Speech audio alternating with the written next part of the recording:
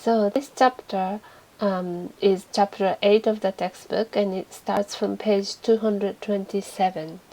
And we've been drawing trees, but this chapter is a little bit different, and it talks a bit more about semantic aspect of linguistics rather than syntactic aspect. So we will not draw any trees in this chapter, unfortunately, but I hope you won't forget how to draw trees. Well, let's get into the detail of this chapter. This chapter is interesting in the sense that it talks about overgeneration of expert theory. What it means is that expert theory produces sentences that are not grammatical or that are not well formed. Imagine yourself working, for example, in a factory, and there's a belt conveyor. And this belt conveyor brings a lot of parts. And when you suppose this factory is factory that forms, I don't know, sentences, and the belt conveyor brings in a lot of parts, and when you put them together, you produce products that are not proper. So you can imagine sentences like that. So many things are coming out of the conveyor belt, and then you put them together. But expert theory allows all sorts of trees, even ungrammatical ones, and there is no mechanism to stop these trees from overflowing or coming out of this conveyor belt.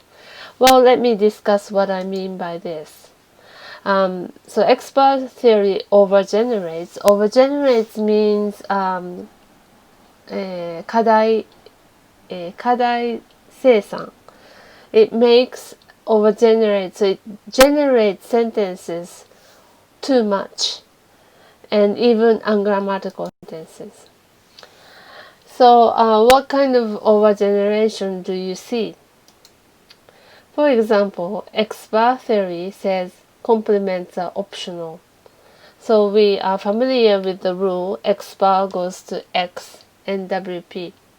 Here, WP is in a bracket, which means that you don't necessarily have to have it. It's optional.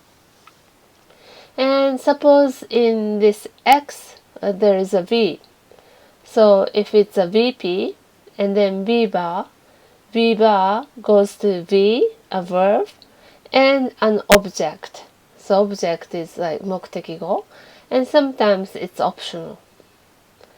And let us look at the next two sentences here. The philosopher loves caramel apples. The philosopher smiled. So this bracket shows that NP is optional. So you can have an NP in a transitive verb love and say caramel apples here is having a role as a complement, as an object. However, when it's an intransitive verb like smile, you don't need to supply any object. And expert theory predicts these two sentences to be grammatical. However, expert theory also predicts the next two sentences are grammatical as well.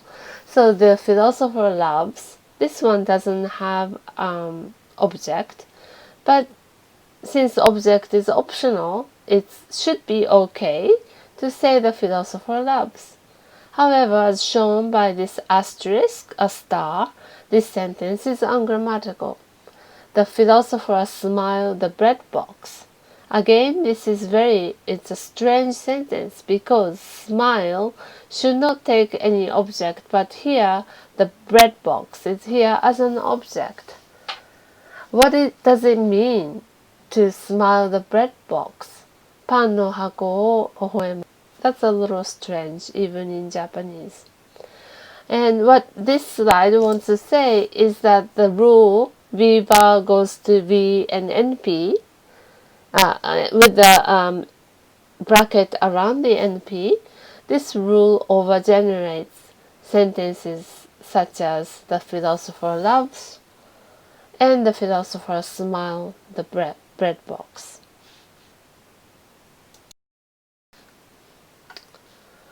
So we've been talking about overgeneration, and expert theory overgenerates sentences like this. Tracy gave the whale the jawbreaker.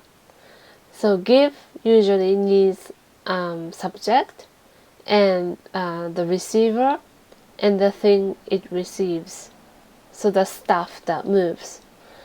And there are two sentences here. Tracy gave the whale or Tracy gave the jawbreaker. They are both ungrammatical. Because certain verbs require objects, others require that they don't have them, others require two. So give requires two objects, but sentence 2 and 3 here are ungrammatical because it doesn't have two objects. And the number of objects depends on the particular verb. Let me next talk about the lexicon. So the information of verbs needing how many verbs are in the lexicon. So if you know the meaning of each verb, you already know how many objects you need or how many whether you need an object. Let me introduce the concept of the mental dictionary.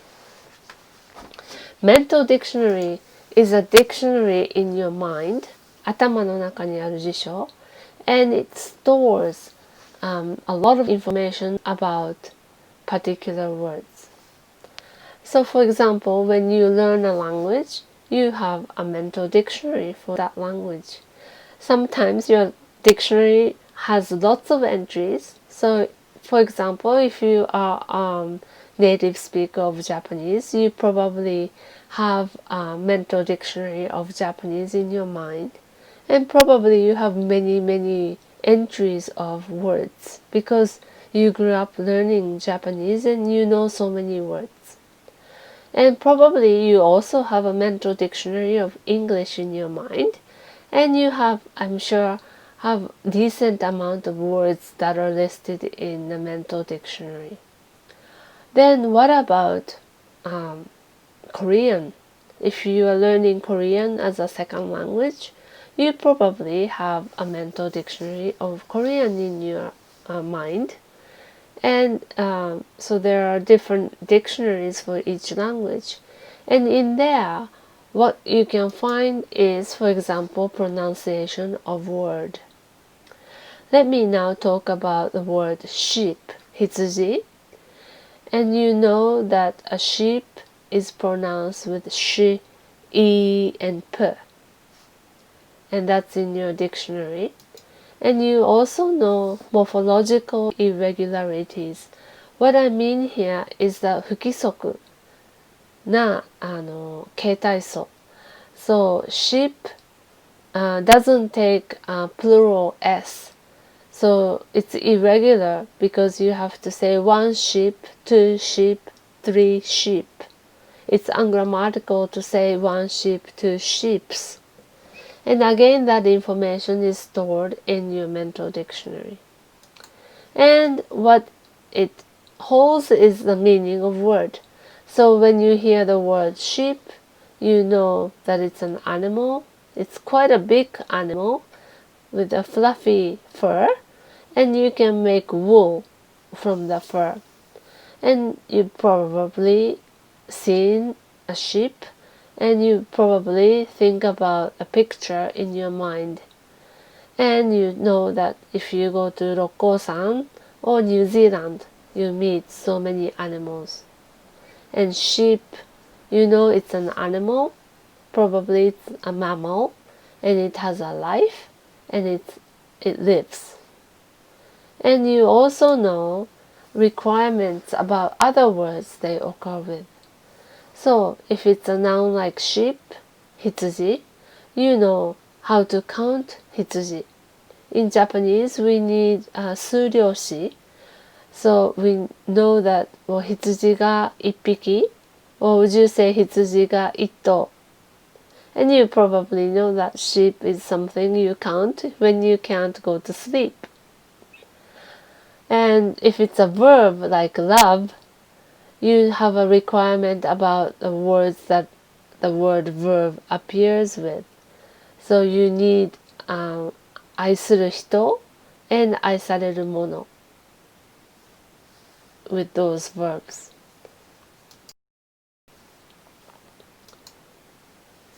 And let me talk a little bit here about the basic terminologies. Carney in his textbook introduces the word the predicate, and the definition is written here, but I find it a little bit difficult to understand this definition. But predicate basically means jutsubu, so you probably know what jutsubu is in Japanese. And the next terminology that I want to introduce is called arguments. And argument is ko in Japanese, and ko is written with like e, katakana no e on the left, and オーガイっていうんだっけ、顔の右側のやつでこうです。数学とかに出てくるこうになります。So, core arguments are the individuals who are participating in the relation. So let me look at the verb here. The philosopher loves caramel apples. Here there are two arguments for the verb love. 愛する人と愛するもの. So the philosopher is an argument and caramel apples is another argument. And argument structure is 項の構成. It talks about the number and type of arguments that a predicate takes. For example, when you hear the sentence, the philosopher smiled, probably you picture situation like this. There's a philosopher and he's smiling. And the verb smile is a one argument verb. And what it means is 自動詞. And we need only one argument here. The philosopher is an argument. When you hear a sentence like this one, the philosopher loves caramel apples, you know that you need the philosopher, and probably you need another argument here, caramel apples. Caramel apples are like this. You can get it in festivals, for example, jinja. Or in Oshogatsu, you can see a stall that sells caramel apples.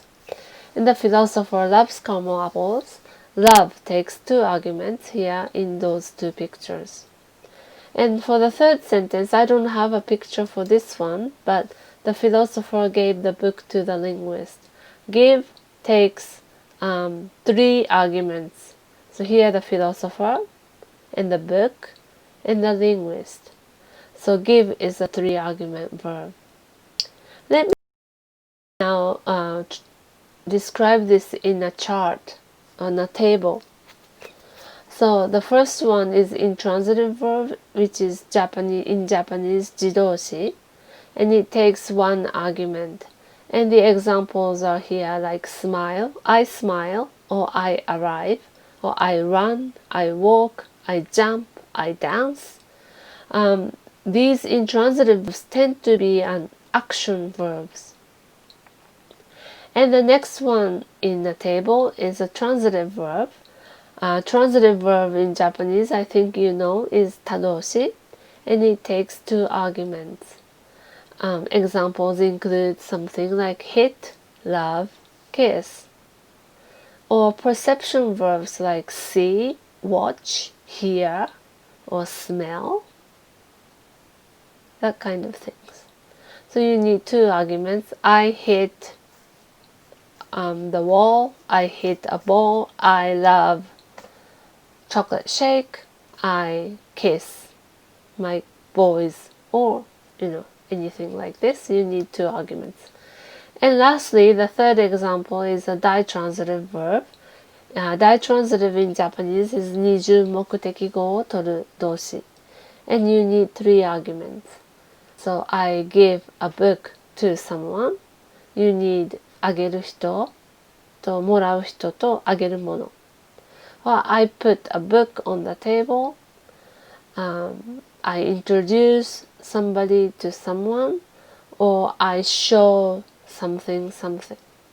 So give, put, introduce, show, these are ditransitive verbs, and you need 3 arguments. And next one is a little bit tricky, subcategorization. So subcategorization restrictions means is that 動詞によって次に取る品詞が変わってくる。Let me explain using examples. For example, a verb ask, it takes a noun phrase. I asked a question. That's a good sentence. Ask also takes a CP, here 説. So you can say, I asked if you knew the professor, or I asked whether you've seen my friend. So ask subcategorizes for NP and a CP. However, the verb hit can only take a noun phrase, the ball, and you cannot say I hit that you knew the answer.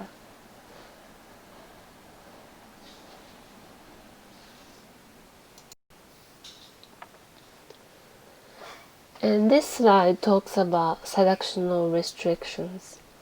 Selectional restrictions limit the semantic properties of arguments. What it means by this is that, for example, there's a verb love, and you see this sentence, my toothbrush loves raisins. You probably know this doesn't make sense, and it's a very strange sentence. It's grammatical. Expert theory allows this. You can draw a tree for this. But look, there is a sign that's a sharp sign. That means this is semantically odd. And what's wrong with this sentence? Well, in order to love someone, you have to have feelings. And probably your toothbrush doesn't have any feelings. So with the verb, there is semantic properties that it calls for. So for someone to love something, you have to be probably a human being, or probably it could be an animal, but a toothbrush doesn't count for that. The next sentence, the bolt of lightning killed the rock. In Japanese, it means 稲光が岩を殺した。Even in Japanese, it doesn't make sense. It's because for the verb kill, you need a noun phrase or determinant phrase, and so this object has to have a life to be killed. However, you cannot kill the rock. The rock is already dead, or it doesn't have any life. So there's a semantic restriction that comes with a verb. And if you know the meaning of those verbs, you know what kind of arguments they should occur with. And next slide talks about thematic relations. This is actually the theme of this whole chapter. And thematic relations is a way of encoding selectional restrictions and semantic relation between the argument and the predicate. Here, this sounds a little bit tricky, but we started out this chapter by saying that expert theory overgenerates so many sentences, and we need a way to stop this overgeneration. And this thematic relations, which we are going to discuss in this chapter, I'm going to talk one by one in the next movie, but those relationships will prevent expert theory to produce too many sentences, allow too many sentences. And thematic relations basically talks about what we've been looking at. So what kind of subjects you can have, what kind of object you can have, and later on we are going to talk about how many arguments are necessary for each verb. But don't worry about it because you already know how to use these verbs and you probably intuitively know all these things. We just try to explicitly write it out what you already have as a knowledge in your mind. It would be nice if you could just vaguely remember thematic relations is the relationship between arguments and the predicate. そう、項と述語の関係で意味的な関係で、それをどういうふうに表すかっていうのがセータロー・シームの関係を表すセオリーで、それを次の動画で説明したいと思います。So that's all for now. Thank you for listening or watching my slides. See you.